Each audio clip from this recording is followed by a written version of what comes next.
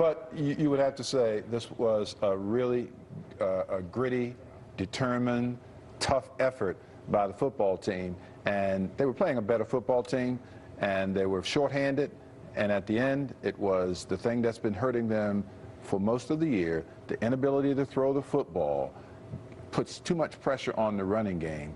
And, of course, it reduces you and makes you one-dimensional. But you must say what a valiant effort from Peyton Hillis today. Yes, Reggie, you bring up Peyton Hillis. Gives over 140 yards rushing, runs the ball, has about 40 yards in catching passes. And most people would say before the game, if you run for 140 yards against the Baltimore Ravens, it's only happened 4 times over the last 70 games going into today, you should win the game. How don't they win the game with that type of rushing effort?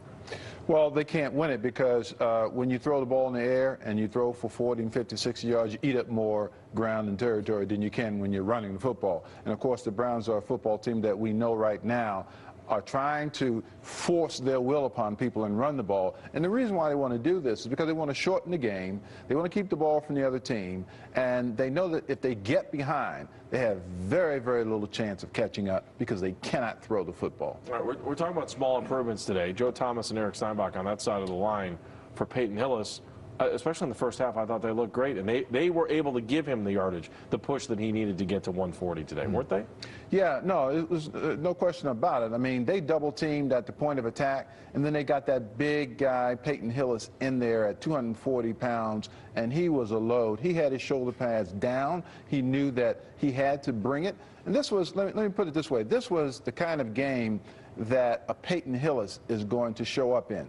He's a powerful guy. He's a strong guy. He's a tough guy. He wants to play in a game like this. And so while the game is competitive, he's going to look good. And as long as the Browns manage those down and distances, they're going to stay in the ball game. But now you get into some situations where the malfunction and the pitch out, where they had 3rd and 17 and 3rd and long. You get the Cleveland Browns and that kind of thing, and they are not going to be able to convert. You mentioned that play right there, and that really changed the entire fourth quarter. The Browns almost have to play a perfect game, Reggie. And fans don't want to hear this, but when you see that and you look at all the different stats, it's like they have to play a perfect game to beat a team like Baltimore, like the team they'll play next week in Cincinnati, and like Pittsburgh. It makes this AFC North almost seem impossible for the Browns. Well, they do have to play a perfect game, and that's not realistic in the National Football League. And you have to remember, I think Mohamed Massaquoi caught 1 pass. He had 1 thrown to him. Well, had 1 thrown to him. How many did Josh Cribbs catch? 5, I believe. Okay. But if you look at that and you look at that kind of offense and you remember what happened last year, remember we were saying at the end of the season, okay, this looks good right now because it's the end of the season. You're playing some lesser football teams and the weather and so forth. But now you're trying to basically do that in September when the weather is good and the passes in the National Football League are just outstanding. You saw that happen today with Joe Flacco throwing to Anquan Bolden. You saw what a guy. See, the Ravens and Ozzie Newsome knew that they are sitting there almost like us. They're playing that 3 yards in a cloud of dust football. You can't win that way. So what do? They go get Anquan Bolden, who is a very good receiver and a very experienced receiver. And Anquan Bolden today found himself on a defender, and Eric Wright, who had inside technique on many of those all-out blitzes. And Eric Wright does not have the hips, nor the feet, nor the technique to play that kind of coverage, and he got toasted today. You bring that up. 24 hours ago, Reggie, I would have said our best corner is Eric Wright. Now you bring up his hips and his feet.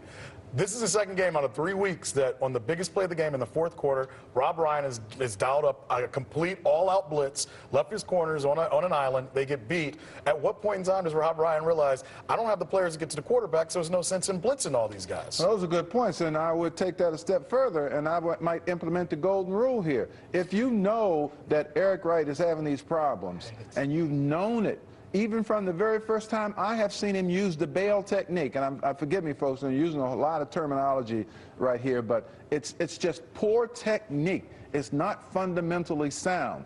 And if you've got Joe Hayden, who you gave $23 million to as a guarantee, I don't care. You need to get him out there, and you need to see if he can play and if he can run with these guys, because Eric Wright can't do it. Let's go back to the end of the game, because there were a lot of people talking about this as well. Time management at the end. You've got one timeout left. You've got the 2-minute warning. Should you go? You know, what do you do at the end of the game? Because it's easy to play armchair quarterback today, right now, and for the three of us to sit here and talk about it. But Eric Mangini was probably playing to keep that timeout for his offense. Didn't work. Maybe you call the timeout. You got to stop them in 3 plays to try to get the ball back late in the game. I mean, it's another one of those cases where it's easy to be a fan. If you're the coach, did Eric Mangini do the right thing? Well, you know, it's tough at the end of the football game, and I know people think that the head coach ought to have all of those scenarios already drawn up and ready to go, and somebody upstairs ought to be saying, all right, choose 1, choose 2, choose 3, and he ought to have that stuff on a card somewhere. But I think what happens is, I look at it further up into the football game. I'm not sure if we can sit here and continue to try to say that if they manage the clock better at the end of football games, they'll win. They've got plenty of opportunity to win those football games in the other 58 minutes. And they're not making the decisions that needed to be made at that time. You need to talk about strategic calls that took place in the third quarter and early in the fourth quarter when they kind of got away from what they were doing that made them successful. Well, whose responsibility is that? I mean, somebody has to take accountability for that. Is it the offensive coordinator? We've already talked about Rob Ryan and some of the decisions that he made in terms of leaving. I know I talked about the golden rule. Eric Wright, yeah, I talked about Eric Wright a little bit, but I would say on the last play for a touchdown, yeah, you got to help. He's already been beaten today. You've got to help him out there. He can't cover that receiver on the whole field. Can't do it. Here's a question.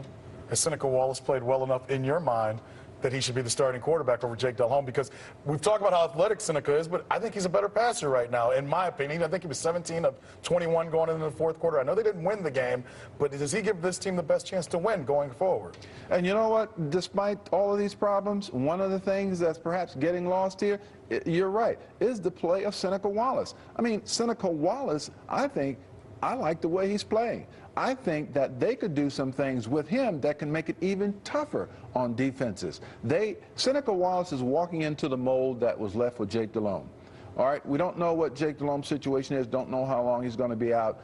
Seneca Wallace, I think, is adjusting. He looked much more at home and poised today. I like his demeanor. I like the way he handles himself out there. He can throw the football. If he would just get the sideline deep throw down a little bit so that the receiver gets a chance. You see, you don't want to throw that ball out of bounds because you don't give your player any opportunities to make a play for you. Is that the receiver's fault or the quarterback's fault, though? Because I think everybody knows you have to have enough width as a receiver to give the quarterback, and you know this better than I do. But I don't see the receiver at the numbers either, so it's almost like that throw has to be perfect when they're throwing that ball down the sideline. No, to answer this, I think that's the quarterback's problem because of the trajectory on that pass. That ball is definitely going out of bounds as opposed to being looped over the shoulder along the sidelines, yes. All right, let's look at the big picture. You're walking back in the locker room this week. You're 0-3. How do you rally your troops to even just try to find that first win? Again, we'll talk about how tough the schedule is. You can't talk about it in the locker room. You got to worry about Cincinnati next week. But how do you change the atmosphere? How do you get that next touchdown to get you the win? Because really that's where they're at. Well, this is the point in which I think you have to defer to the professionalism and the pride. And we've talked about, we had the Ring of Honor last week and the legacy. And you know, when you step back into that stadium and you see those names up there, perhaps you need to say, you know, this is what we're talking about here. You know, things look bad for us. We haven't won a game. We've lost 3. But we've got our downstate rivals coming here, the Cincinnati Bengals. They think that they can come in here and beat us up. No, we have got to stand up as men. We've got to continue to execute. We've got to continue to work hard during the week. And we've got to come out there in front of Cleveland Browns fans this Sunday and try to get a win. Last point, I just want to go back. Ben Watson got a 15-yard penalty for pushing a guy. It was the second part about it. There was a little bit of fighting today. There was a little bit of scrappiness. You know, it was a 15-yard penalty. In the end, it really didn't hurt them that much. But I kind of like that. I like the fact they're not going to lay down. Yeah, I do too. You know, the worst thing you can do is if you are a football team that hasn't won, is to let people run over you, intimidate you, and start taking advantage of your runners when they're on the ground and doing little things that seem to subjugate you. No, stand up. protect yourself, and protect your players, and stay together. All right, Rich. Thank you very much for watching on Newsnet 5. Continuing coverage all week long on Channel 5 and right here on Newsnet 5. Thanks for watching.